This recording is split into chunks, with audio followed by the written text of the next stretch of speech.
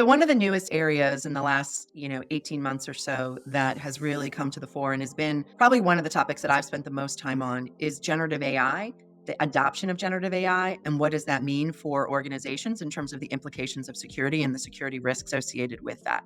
It was the topic at RSA this year, no question. All the security vendors, we've seen a lot of innovation in this space. And every organization that I've talked to over the last 12 months, many of them are in the process of figuring out how they are going to form teams, how they are going to apply controls, how they're going to apply policies to the way that AI is going to be implemented in their organizations. We also see the business running ahead, just as we saw in cloud, right? The business is running ahead in terms of deploying AI models. And we want to make sure as much as possible that we can get security at the ground level of those conversations and make sure that we are designing with security in mind from the get-go. The first question that people try to understand is, well, what are the risks? What's new about this? Is there anything new? The answer is there's both traditional risk and there are absolutely new risks that get created with this new type of technology.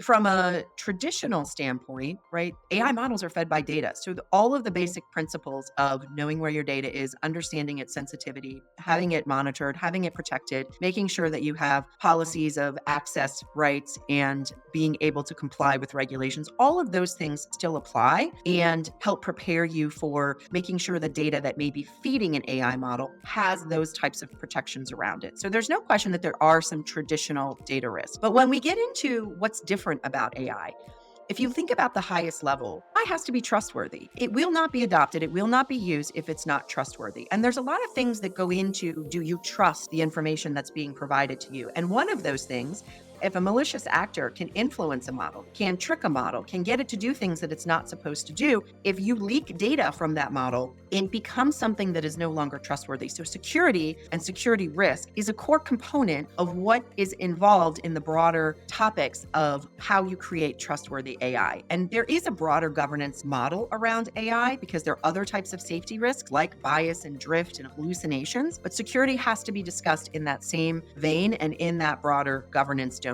to sort of create the trust in AI. So at the highest level, we've created a framework to help people think about what are the areas within that you need to be thinking about in terms of security risk. So we have secure the data, secure the model, secure the usage. It's a really easy framework to think about how you think about data that's going into the model, not only just from a warehouse, et cetera, but vector databases, RAG models that are being used, the model itself and any kind of security risk around that, as well as the usage, the application that may be connected to the model and the amount of data or the type of data that may be shared through the application usage. Most people can kind of think about a chat in conversation or interface as an application that intersects with an LLM or large language model. So thinking about the risks across, some of the common ones are around data poisoning, malicious manipulation of the models, as well as things like prompt injections in the context of utilization of an application for AI. These are a couple of the common ones that people are really looking at most often, and some of the things that are shaping how we have actually formed our own portfolio and technology to help address some of these risks.